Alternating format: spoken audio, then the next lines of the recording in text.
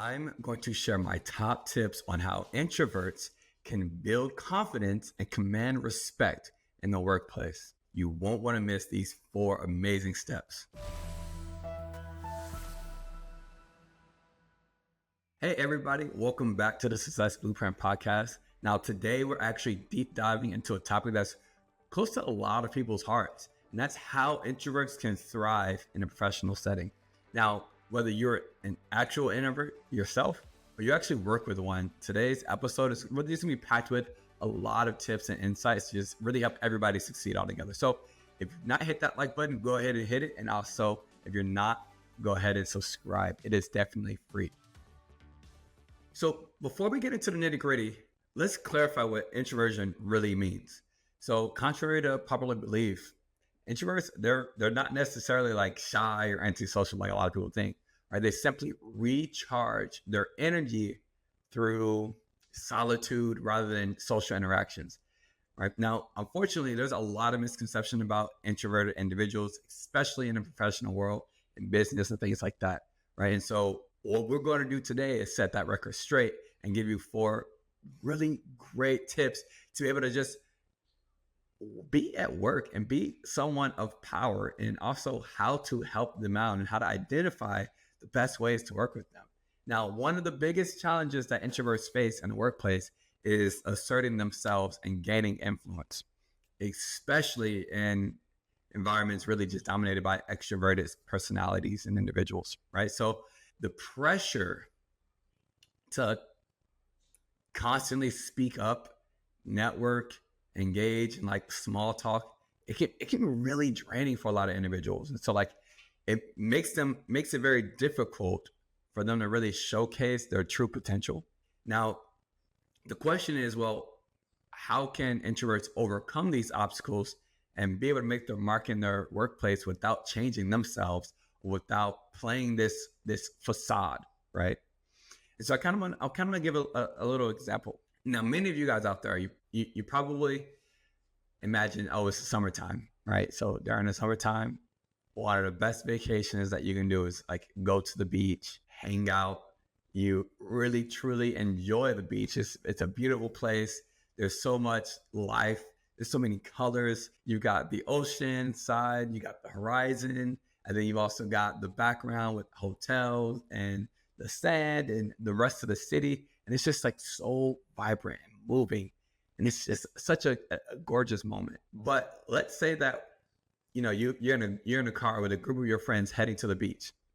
And someone's like, hey guys, actually, I think going up and getting a cabin in the mountains will be a much better vacation. Now, everybody in the car right now are all set on, hey, yeah, no, we're going to the beach. This is about to be fun. Why would you want to go to the mountains where it's like cold, or we're in solitude? There's nobody around. There's nothing to do. It's not really like a nice landscape. We're not getting out in the fun in the sun. Like we're just like in the cabin in an Airbnb at the top of a mountain, right? Like, why would you want to do that? And they all laugh it off and they just continue driving, right? Well, is there any difference between that? Like between a beach vacation and a mountaintop vacation? Is there any true difference, right? One's not better than the other at all, right? Some people just prefer the beach and some people prefer the mountaintops. But a lot of times, especially if you have just one individual in a car full of like 5 or 6 people, like that are ready to go to the beach, that one person is going to be like, what? No, that's a stupid idea. Why would we do that? That's not fun. This is fun. And then they have to go along with it when they already decided that a mountaintop vacation would be much better. And so I say this because that's what being an extrovert and an introvert is like, where there's some people who prefer the beach, some people prefer mountaintops. There are some people who prefer to find their energy and to rebuild their energy on the beach, and some people who want to rebuild their energy on mountaintops. But both of those, I mean, honestly, if you had never been on a vacation before, your very first vacation was to the mountaintops, you would love it. If you've never been on a vacation before and your very first trip or vacation was to the beach, you would love it. Either way, right? And so I think it's very important to understand that there's nothing wrong with being an introvert. It's just like taking a mountaintop vacation or the opposite one, right? If you're, once again, if you're in a car with a bunch of people heading to mountaintops and you said, hey guys, let's go to the beach. It's a really nice day. What? No, we're going to mountaintops. There's snow and it's like really pretty and we're by ourselves and it's nice and quiet, right? Same exact thing. And so I want to make a point that introversion and extroversion, there's neither of the two of them are bad at all. But there's so many different misconceptions about it.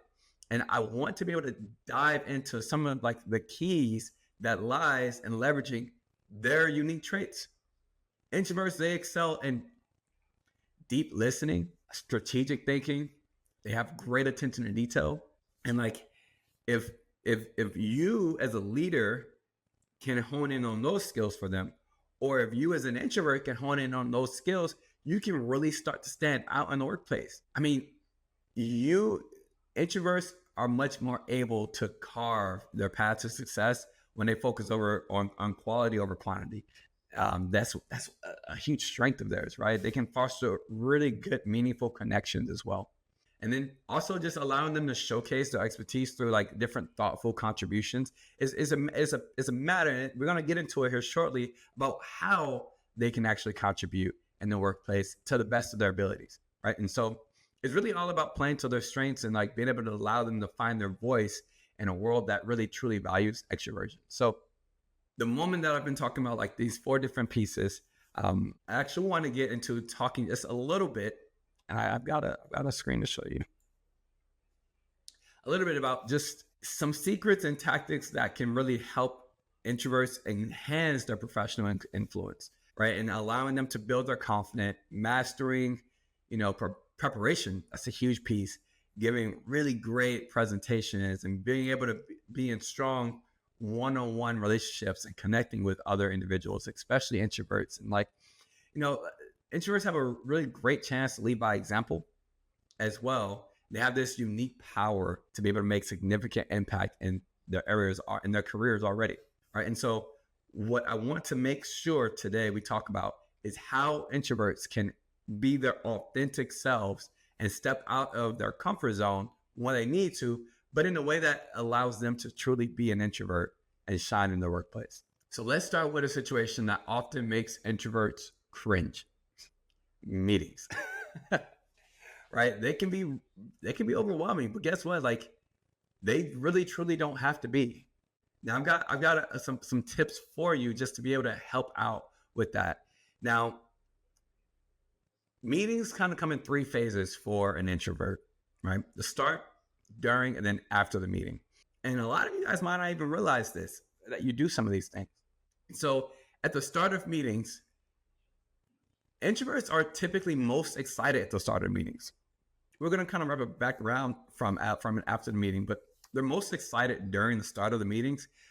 Also, like they're really listening in, they're really honed in, they're taking everything in. A lot of times they're just really, that is like the best part of the time for them. They have most energy conserved at the beginning of those meetings, ready to give, right? And so if you are an introvert, the best time for you to contribute really truly is at the beginning of meetings.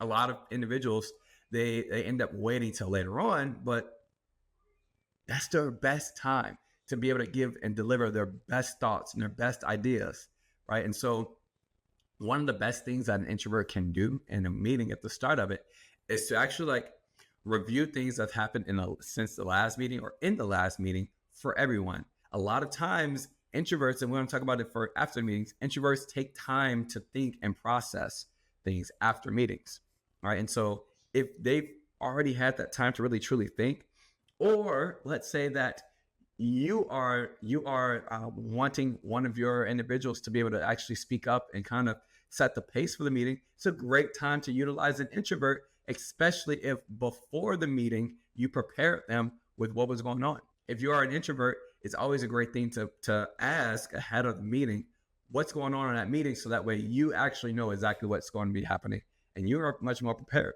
and probably even feel like you're contributing. A lot of times introverts don't want to contribute, or they don't contribute during meetings, or they get called out or called to contribute in the wrong times. And that makes it makes so much anxiety, right? And so because of that, then a lot of times there's this conception that maybe, this introvert just doesn't do well in meetings and have a lot to say. And then they feel like they're glossed over. So when it comes to during those meetings, getting called on in that moment does not produce their best results. Beginning of the meeting is the best time, right? Those introverts, they typically wind down once the extroverts start to get excited, right? The beginning of the meeting is kind of dead. It's kind of slow for an extrovert, but as like excitement happens or we get into steps, things like that, that's when the extroverts want to start sharing all the information that they have and things like that. And that's exactly when introverts are winding down. Why? Because now they're looking to listen. They're taking note of things. And they start to see different things that are unnoticed or not noticed. And so after those meetings, it's a great time for a leader to be able to come to those introverts and just ask, hey, like, what was some of the things that you noticed? Just one-on-one. What are some things you noticed about today's meeting that maybe we didn't notice? What are some of the ideas that were not brought up? Because during those meetings, they're really taking everything in and listening and looking, especially as the extroverts start to rise up with their different ideas. And so a lot of times those introverts will process all of the ideas and things they just learned over the next few hours or days. And that's something that you want to make sure you hone in on with those introverts. And also with that, make sure that you're actually allowing them to look forward to providing value on that next meeting. Like I said before, if from meeting to meeting, they're thinking about all the things that they heard and saw, they're going to be excited to start that next meeting and even give a review of the last things that we talked about in the meeting, right? Now with that, it allows them to, they're also going to create this internal reminder or review of the meeting. And that's going to be something that's extremely important to them because they process things alone or in solitude or with very few or limited people. So they're going to process all of those things. So I want to make sure that you guys can understand kind of like what introverts are like in the meeting. If you can maximize on this, your meeting is going to be so effective with introverts and extroverts in that meeting. And even if you're a leader, this is also a really great way to be able to practice with them. Next, I want to be able to talk about like flipping the script on what an introvert actually is. And really, like I said before, they're seen as shy or less capable of leadership. But like reality is it's completely very different, right? Like introverts are great leaders. You got leaders like Bill Gates, Elon Musk. Their quiet confidence is like they have like this quiet confidence and this reflective nature, and it leads to great innovative ideas and good thoughtful decisions, right? And so many introverts, they excel in tasks that require a lot of focus and creativity. And so like you can use that as your superpower, right? Now, some of the things I want to be able to talk about is just being able to build genuine relationships. And building genuine relationships with individuals is where those introverts are going to excel, especially as leaders, right? Because as a leader, if you can be able to connect and have a human understanding, I talk about it a lot on the podcast, right? Leadership, as defined by the Marine Corps, is the sum of moral courage, human knowledge, and intelligence. Human knowledge is extremely important because you can connect with those individuals. And so because they're able to build genuine, strong one-on-one relationships that are very deep, they're able to then, I mean, that's just something that a leader must have, is be able to develop those great relationships, right? And then also just some of the different leadership abilities come into play where they can actually, it's the coolest thing, right? Your introverts are going to be much better leaders for their extroverts, and vice versa. Extroverts are going to be much better leaders for introverts. Why?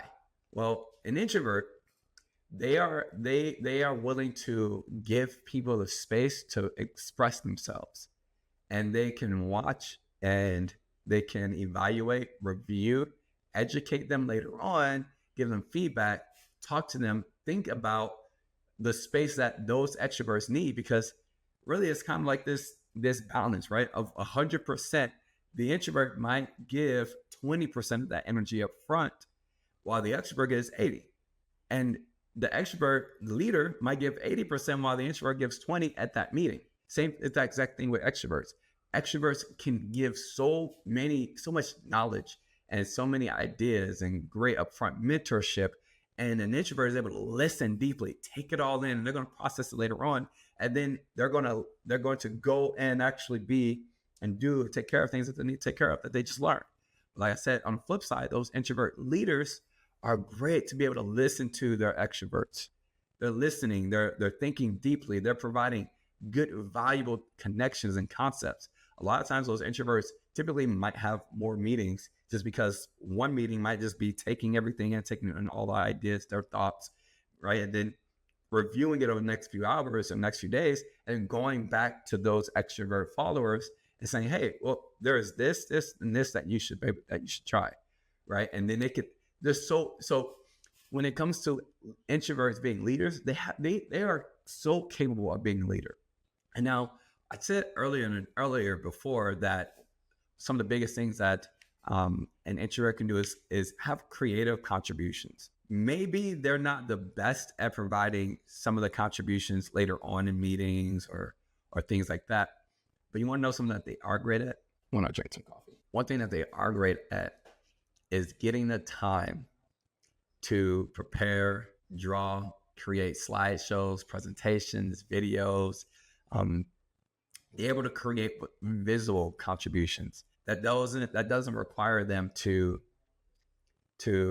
speak up as much whenever they don't have that energy left and things like that, right? So your introverts, they'll probably build up the best presentations, as well as when you need a specific certain visuals, you can rely on an introvert. You can say, hey, we've got this meeting come up in a few days. Is this something that you feel like you would like to be able to do? Just create the visual. I'll present it, or I can have somebody else present it, right?